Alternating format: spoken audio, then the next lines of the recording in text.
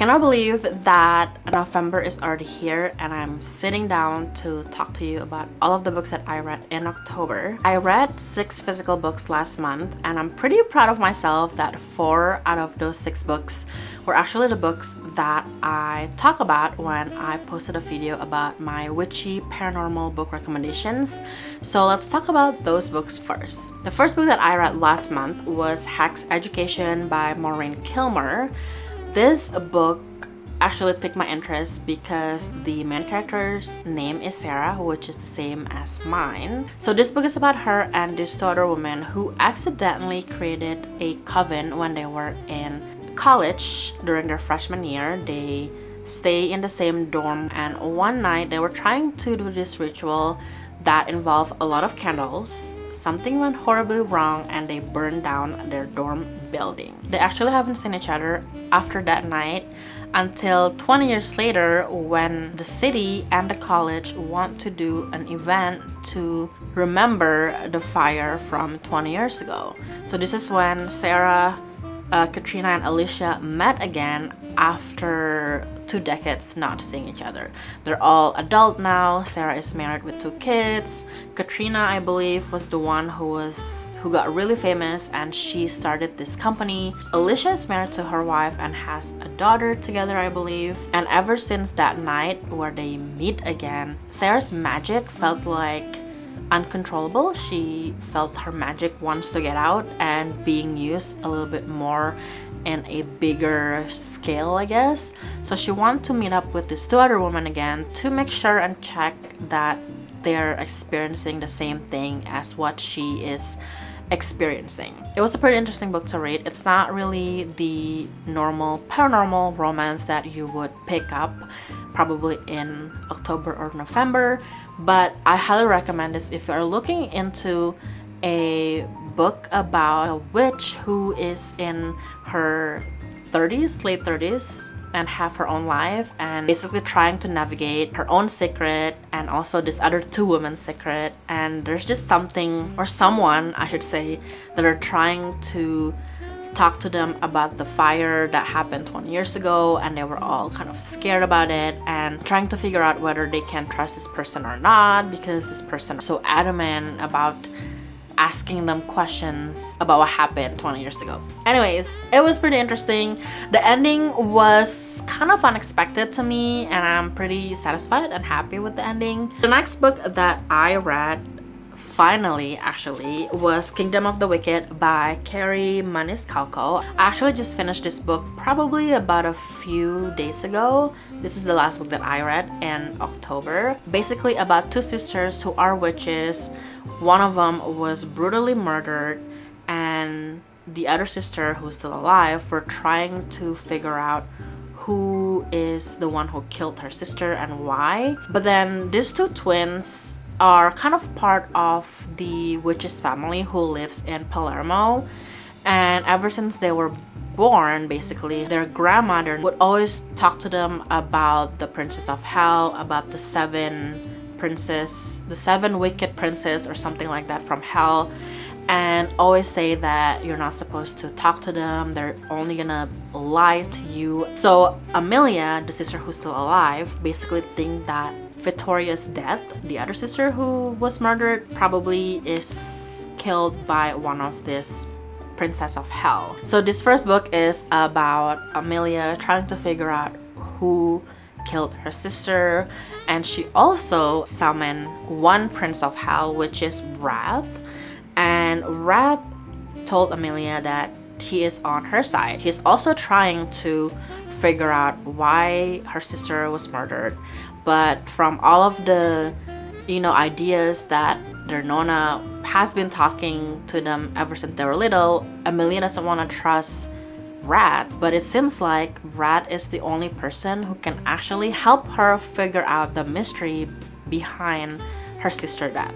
So this book, like I said, I just finished it a few days ago, and the ending is not completely the ending because there are 2 more books, and this book series is basically the first book series that I read where it's not an interconnected standalone series. So I still have a lot of questions even after finishing this first book, and I know that if I keep on reading the second and third book, those questions are going to be answered because obviously they are related, so the story doesn't end at the end of book one. But it was a very intriguing book.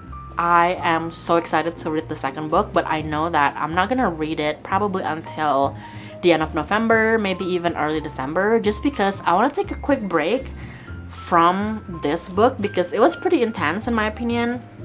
But then I also don't want to wait too long because I know if I wait too long, I'm gonna forget what happened in this book. Okay, the next book that I read was Bride by Ali Hazelwood. I actually probably bought this book, I don't know, earlier this year. This came out last year. It was very, very popular because it was Ali Hazelwood's first fantasy paranormal book. She usually writes contemporary romance books, if you don't know. So this book was again hyped up so much. I felt left out that I don't have it, so I decided to buy it and finally read it in October. This book is about Misery, who is a vampire. She is a daughter of a very powerful councilman in the vampire community, I guess.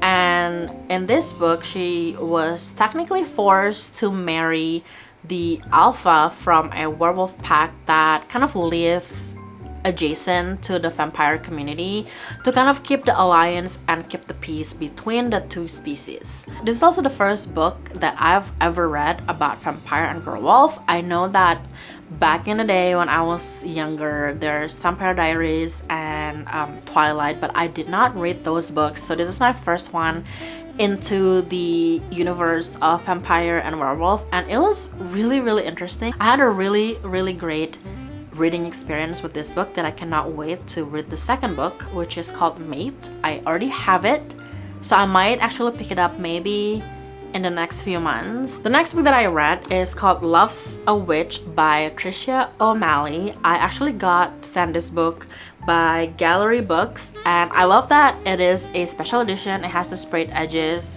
and it's really, really cute. This book is about Sloane and Knox. Sloane's family have known to be cursed for over a century, I think, and anytime they stay at a place for too long, something would happen in that city or that community that they have to always move around all of their lives. Sloane also has two younger sisters, and I totally connect with Sloane because I am the oldest and I do have two younger sisters, and the two sisters in this book are kind of relatable to my own sisters. So it was just kind of interesting when I read this book. I imagine Sloane is me and the sisters are my sisters. But anyways, one day their grandmother was telling them to come back to Briarhaven, which is where her family was originally from, which is also where her ancestor was cursed like back in the day. I don't know how old it was. I think it was like in the 1700s or something. Her grandma was saying that let's all get together, come back and break this curse once and for all, so we all can stay wherever we want for however long we want to. And the town also know that the sisters have arrived because it was snowing. They arrived in like September or October. Definitely the snow shouldn't be there yet, but it was snowing because of the curse.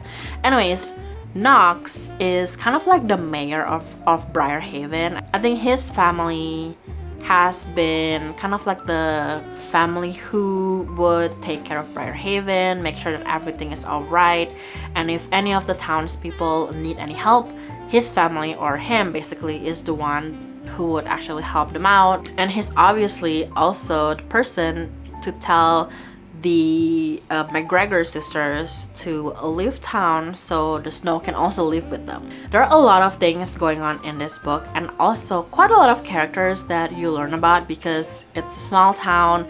You know that they have this kind of like busybody, gossipy bunch of women. When I was reading this book, I was trying to see if the descendant of the witch who cursed Sloane's ancestor was mentioned in this book, and that is kind of like the mystery part of the book in my opinion. Well, at least for me, I'm trying to figure out who is the one who cursed Sloane's, ancestor. Anyways, this is the first book in the series, and I'm gonna assume that there's gonna be 3 in total because of the 3 sisters.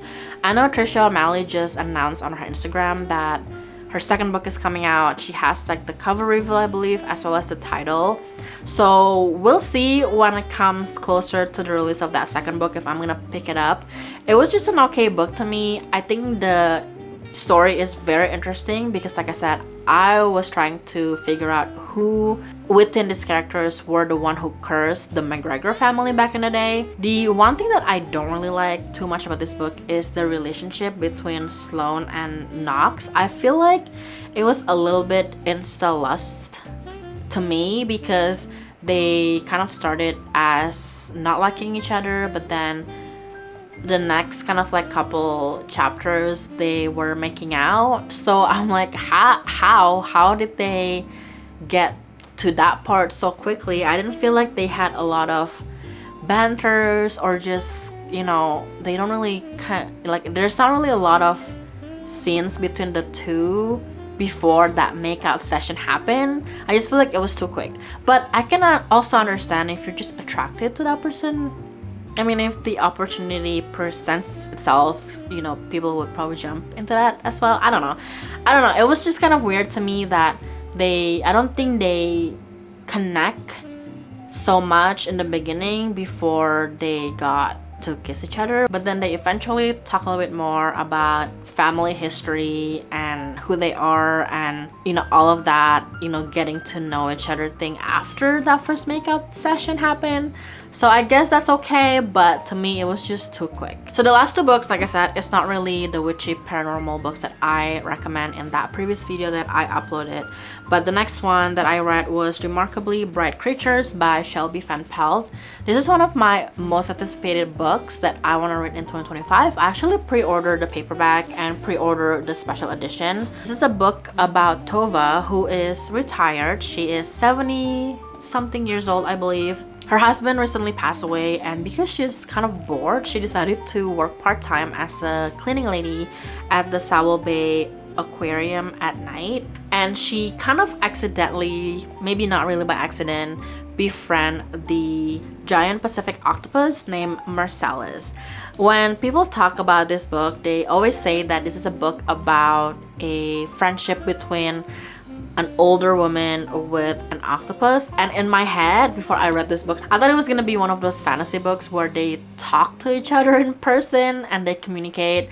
But sorry to burst your bubble, that is not what happens. Basically, they have this kind of unspoken friendship. We also learned that Tova actually lost her only son when he was 18, about 30 years ago, I believe. He was alone on a boat on the ocean, and everybody believed that he drowned. Because she lives in a small town, there's also this group of women who Tova is kind of friends with. They have a book club together. They meet like once in a while, and they also talk about how their retirement life is going. I think one of the women was going to move a few hours away with the daughter because no one else is gonna help her out and take care of her. So Tova is kind of like thinking about what is she gonna do because her husband passed away. She doesn't have someone who will take care of her when she's older and stuff like that. So it was just kind of like a very touching story. And I was also thinking about like, what would I do when I retire if, you know, I'm in her position. I mean, I'm not gonna retire for a very long time because I know I'm gonna have to work for a very long time, but it was just kind of like a very touching story about retired people and how sometimes maybe they feel lonely. They feel like they don't know what to do because no one else is gonna help her out or help them out when they're getting older. Very good book. I would highly recommend that book. I actually also find out that Shelby Van Pelt went to Henderson to one of the big like author events that the Henderson Library hosts, I think last year or a couple years ago, talking about this book. So I'm definitely gonna keep an eye out next year to see who is coming to Henderson to talk about their book. Last but not least, the book that I read was If the Shoe Fits by Julie Murphy. This is part of the Meant to Be series, and this is the first book. So the Meant to Be series is actually a Disney book series, and it is kind of like a retelling of some of the Disney princesses, and this one, if you cannot tell, is the retelling of Cinderella. This actually has a pretty interesting spin-off. The main character's name is Cindy, not Cinderella. She loves shoes. She went to school for design, and her expertise, I guess, is to design shoes. Also has similar story with, you know, Cinderella. Her mom and dad passed away, and she does live with her stepmom. The stepmom is actually, I think, the creator of this reality TV show around dating called Before Midnight. And at a very last minute, one of the contestants dropped out of the show, and stepmom is kind of frantically trying to replace that contestant. And then she decided to ask the two stepsisters to join, but Cindy was like, how about me? Like, I also wanna like maybe get into this show. Maybe I can show off my design or my passion in shoe design, so maybe I can get work after the show is over. At first, the stepmom was kind of like, I don't know if you want to, because like Cindy's actually like a plus size woman, and the stepmom was worried that she wouldn't feel like she belonged in the show, or other girls is gonna be mean to her and all of that. She joined anyway. And also, one theme in this book that I feel like we never really think about as we watch Cinderella is the grief that Cinderella, or Cindy in this case, experienced, because both of her parents passed away. She was the only kind of like family that she had. Obviously, she had her stepmom and her stepsisters, and this book actually talk a lot about that experience, about that grief. I think Cindy feels mostly like sad that she cannot share this, you know, growing up experience with her actual parents. Anyways, those are all of the books that I read in October. I wish I was reading a little bit more than just 6 books, but I think that's okay, because obviously I have reached my reading goal of 50 books this year. I think I read about 80 something already now, and I'm pretty happy that I was reading a pretty good lineup of books in October.